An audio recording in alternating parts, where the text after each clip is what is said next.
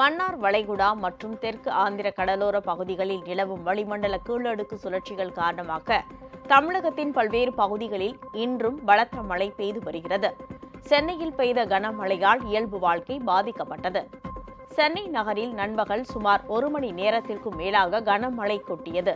அண்ணா நகர் சுற்றுவட்டார பகுதிகளில் 1 மணி நேரத்தில் 10 சென்டிமீட்டர் மழை கொட்டியதால் சாலைகள் அனைத்தும் ஆறுகள் போல் மாறி வெள்ளம் பெருக்கெடுத்து ஓடியது. அமைந்த கரையில் 7 சென்டிமீட்டரும், கொளத்தூரில் 6 சென்டிமீட்டர் 1 மணி நேரத்தில் மழை பெய்துள்ளது. சென்னை தியாகராய நகர், தேனாம்பேட்டை, சைதாப்பேட்டை உள்ளிட்ட பகுதிகளிலும் கனமழை பெய்தது.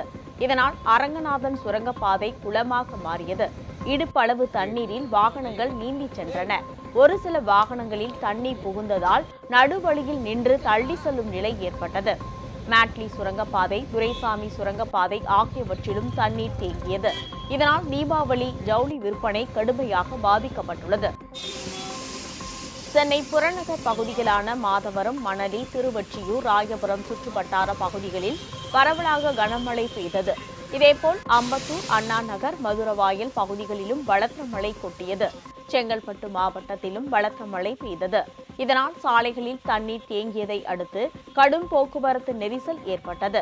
சென்னையில் இருந்து தென் மாவட்டங்களை நோக்கி செல்லும் வாகனங்களால் பரனூர் சுங்கச்சாவடி பகுதிகளில் வாகனங்கள் நீண்ட வரிசையில் காத்திருக்கின்றன. பள்ளிகளுக்கு பிற்பகல் விடுமுறை என்பதால் மாணவ மாணவிகள் மழையில் நனைந்தபடியே வீடுகளுக்கு சென்றனர். திருவாரூர் மாவட்டத்தில் வடபாதிமங்கலம், கமலாபுரம், மூலங்குடி, பேரளம், பூந்தோட்டம் ஆகிய பகுதிகளில் கனமழை பெய்தது. காலை முதல் கடும் வெயில் அடித்து வந்த நிலையில் நண்பகல் பெய்த மழையால் குளிர்ந்த காற்று வீசியதை அடுத்து பொதுமக்கள் மகிழ்ச்சி அடைந்தனர்.